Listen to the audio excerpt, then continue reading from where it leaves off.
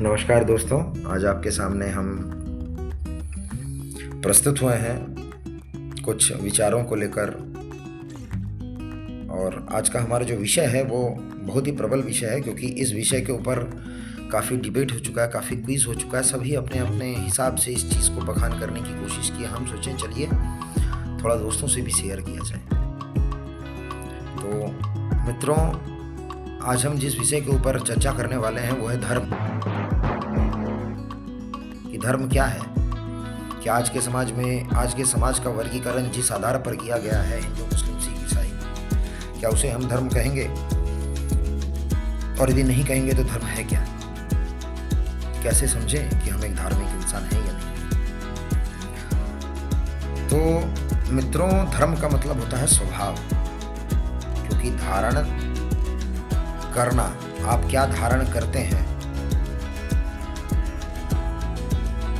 और धारण से मतलब ये नहीं है कि सोना चांदी कपड़े लत्ते, वो नहीं। यदि धारण करने का वही तात्पर्य होता तो सब पहन कर ही हम पैदा हुए होते। जब पैदा होते हैं केवल चर्म और हड्डियों के अलावा कुछ नहीं रहता शरीर पर। तो यहाँ धारण करने से तात्पर्य यह है कि आपका स्वभाव कैसा है, आपका आचरण कैसा है, आप किस तरह के इंसान हैं। ठीक है, तो यहाँ पे लोग ये भी बोलेंगे कि धारण तो हम लोग ये भी करते हैं कि हम हिंदू धर्म से हैं, मंदिर जाते हैं, वो हमारा स्वभाव है। हम मुस्लिम धर्म से हैं, हम मस्जिद जाते हैं, वो हमारा स्वभाव है। तो आप जब बोल रहे हैं कि स्वभाव ही धर्म है, तो फिर ये धर्म हुआ। अच्छा ये बताओ, उससे भी तो किसी ने परिचित करवाया। लोका व्यवहार में आप यदि अब्दुल गफ्फार के यहाँ जन्म लिए तो आपको बताया गया है कि पुराने पाक पढ़ना है। तो और आप यदि मिश्रा जी के यहाँ जन्म लिए तो आपको बोल दिया गया है कि पुराण तो नहीं पढ़ना चाहिए। जितना मेरा सोच विचार है, जितना मैं संस्कृत को जानता हूँ, वो कथाएं हैं जो आदि काल में विभिन्न प्रकार से रची गई हैं। उसमें बहुत सारे कथानक काल्पनिक भी हैं। वो खुद का एक विचार होता है, वो मेरा विचार है। मैं सबके विचारों की बात नहीं कर रहा हूँ, जितना मुझे। तो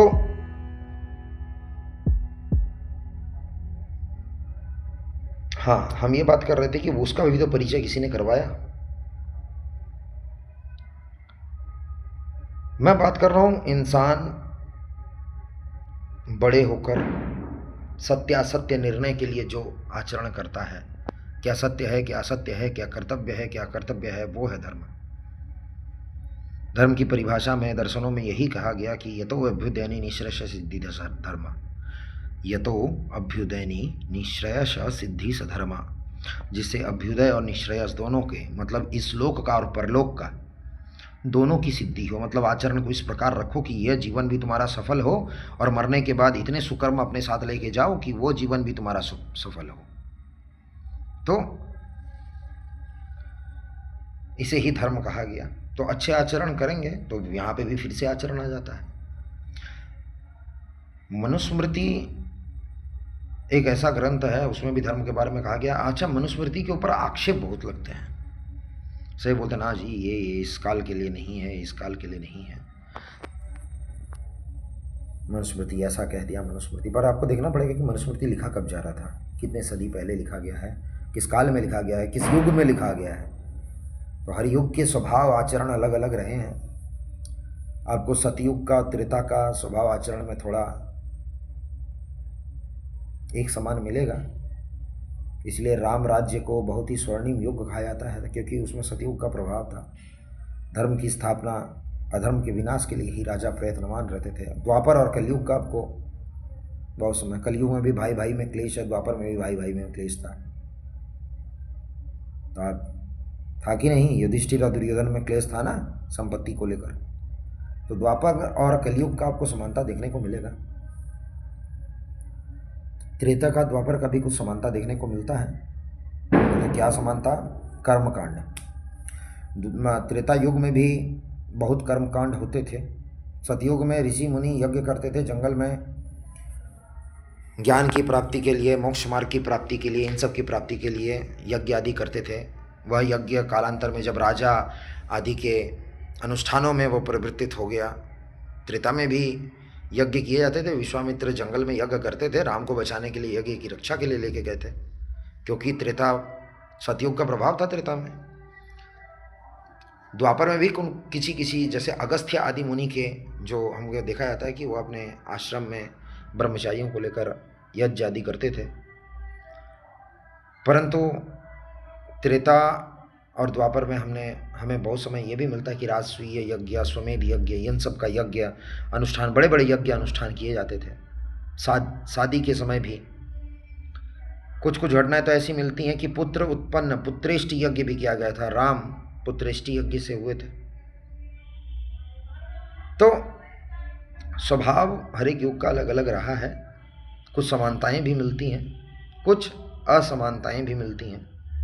तो मनुस्मृति एक अलग युग में लिखा गया था मनुस्मृति में, और आज के, इसलिए मनुस्मृति के विचारधारा के ऊपर ये आधुनिक समाज का यदि हम परिपालन करने के तो असुविधाएं तो आएंगी, पर इसका मतलब ये नहीं है कि मनुस्मृति को सदैव के लिए नकार दें, क्योंकि मनुस्मृति हमारा इतिहास है। मनुस्मृति पुरातन काल में लिखा गया एक ग्रंथ है। पुरातन काल में भारतीय समाज बहुत ही सफल रहा है।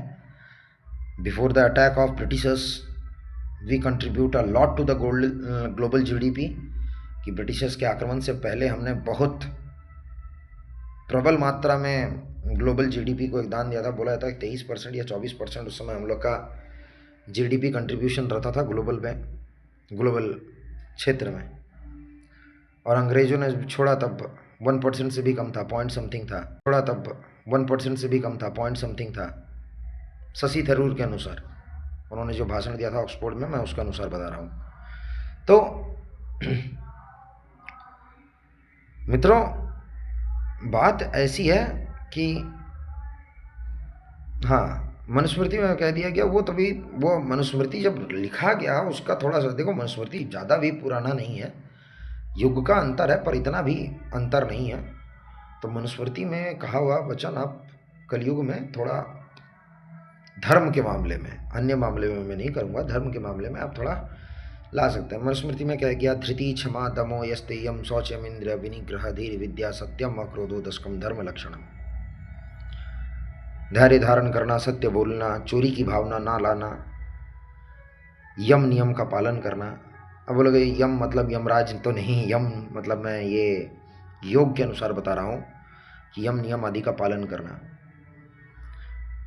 आजकल के ज़माने में जब भी कुछ दिन पहले आया था इंटरनेशनल योगा डे, सभी आसन करने, प्राणायाम करते हुए अपना फ़ोटो और वीडियो देने लगे। अब मित्रों, मैं आपसे यही कहूँगा कि देखिए 8 अंग होते हैं योग के, यम नियम आसन प्राणायाम प्रत्याहार ध्यान धारणा समाधि, 8 अंग होते हैं, जिसमें से आसन तीसरा नंबर अंग है। आसन से पहले भी 2 आते हैं और आसन के बाद और 5 आते हैं। और आसन की परिभाषा योग दर्शन में सुखम आराध्यम आसनम का कह दिया गया। आप जिस प्रकार भी सुखपूर्वक बैठें, इसीलिए लेटने तक का आसन रखा गया है, क्योंकि आदमी लेट लेट के भी सुख प्राप्ति कर सकता है। सब आसन है ना, सो के ही किया जाता है, क्योंकि एक सब लेटा रहता है, इसीलिए आप बोल सकते हैं जोक सपाट, पर ये जोक नहीं था, मैं सच बोल रहा हूँ। शवासन नाम का आसन होता है योग में। तो यम आदि का पालन करना, नियम आदि का पालन करना, यम कहते हैं अपने आस पड़ोस को साफ सफाई रखना, शरीर का साफ सफाई रखना, नियम डिसिप्लिन से चलना। नियम कहते हैं केवल बाहरी नहीं, अंदरूनी सफाई भी रखना, विचारों को शुद्ध रखना, आचारों को शुद्ध रखना, अपने इंद्रियों को, जितने भी ऑर्गन्स हैं, ऐसा है कि नहीं कि जीभ मिठाई देख के ललपला रहा है और इधर डायबिटीज़ हो रखा है, तो अपने इंद्रियों को अपने कंट्रोल में रखना, उनके कंट्रोल में ना हो जाना, यह नियम कहता है। उसके बाद इन दोनों को जो कर लेता है उसके बाद आता है आसन। तो अब जो यम और नियम का पालन किए बिना आसन कर रहे हैं, कितना बड़ा मिस्टेक कर रहे हैं, आप लोग खुद बताओ। चलिए,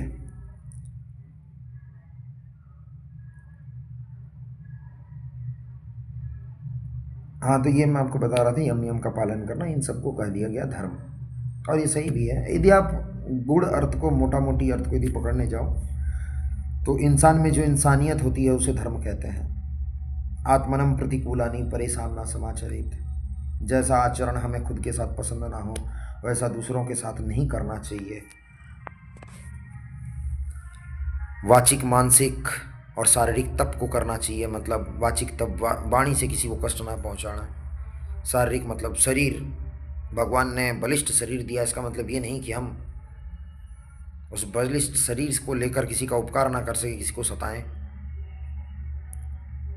और बोला भी गया है कि विद्याम विवाद आया खलम आदाया शरीर शक्ति परेशान पर पीड़नाया खलस्य विपरीतम साधु तद ज्ञानाय दानाय च रक्षणाय। कि दुष्ट मनुष्य के पास यदि विद्या आ जाती है तो वो विद्या से दूसरे का क्या करेगा, बुरा ही करेगा। उसके बाद क्या आता है, उसके बाद आ जाता है आपका, यदि उसके पास धन आ जाए तो अपने धन के अहंकार में मरेगा दुष्ट मनुष्य। और उसके पास यदि शक्ति आ जाए तो अपनी शक्ति से दूसरे को पीड़ा पहुंचाएगा, दुर्योधन आदि। परंतु उसी की जगह किसी साधु के पास ये सब चीज़ें आ जाए तो ज्ञानाय दानाय च रक्षणाय, अपना बुद्धि को, अपने पढ़ाई लिखाई को वो ज्ञान के लिए प्रयोग करेगा, अपने धन को दान के लिए प्रयोग करेगा और अपनी शक्ति को दूसरों की रक्षा के लिए प्रयोग करेगा। तो यही अंतर होता है कि एक साधु व्यक्ति में और एक दुष्ट व्यक्ति में। तो आचरण जो है, आचरण को कलयुग में हम धर्म कह सकते हैं कि हमारा आचरण कैसा होना चाहिए। सदाचरण सधर्म कहेगा और कुआचरण कुधर्म कहेगा, उसको अधर्म कह सकते हैं। अब यहाँ पर एक सवाल आता है कि क्यों आचरण को धर्म कहा गया है। अरे बोला गया है कि धारयते इति धर्मः, जैसा हम धारण करते हैं। आग उष्णता को धारण करता है, इसीलिए आग गर्म होता है। पानी शीतलता को आप 100 डिग्री सेल्सियस में पानी को बॉइलिंग लिमिट तक, उसको आप बॉइलिंग पॉइंट तक ले जाओ।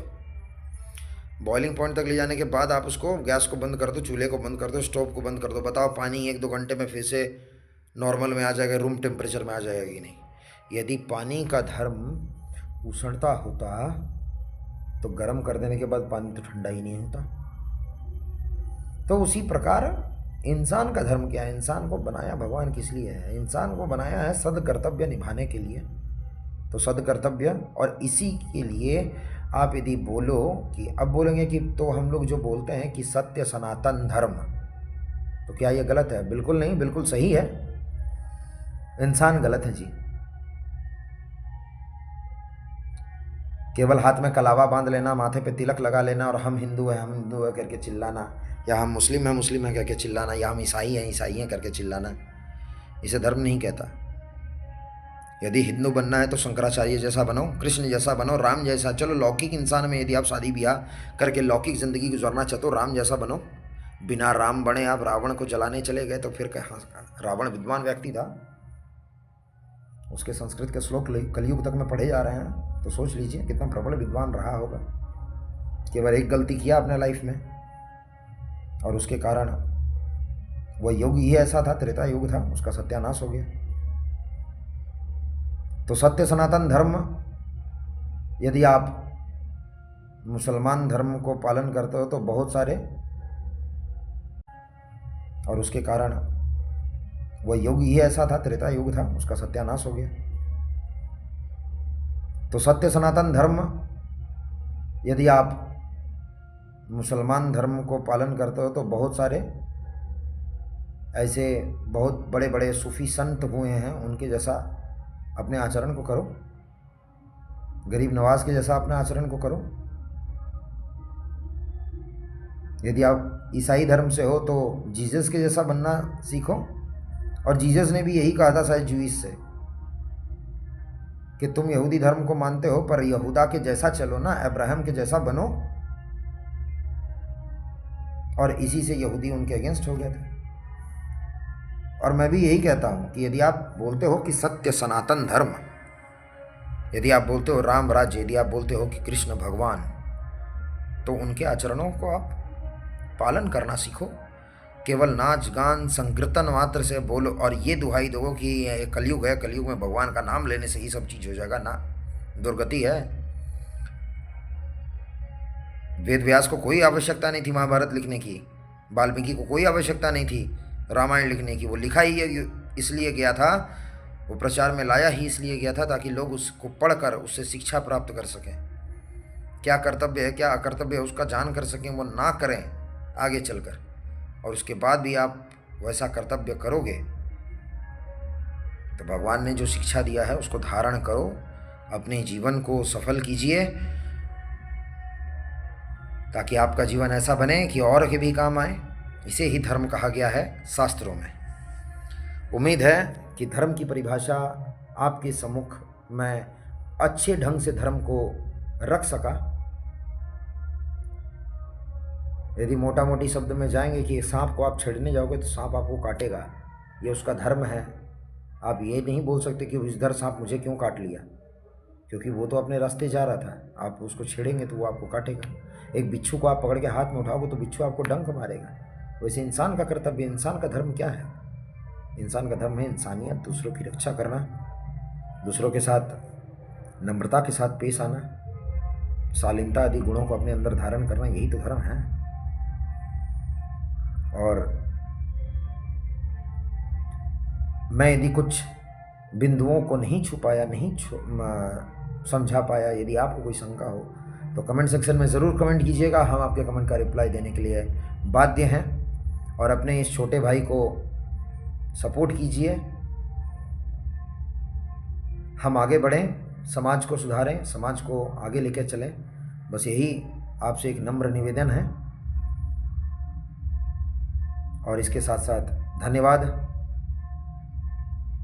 Please like, follow and subscribe.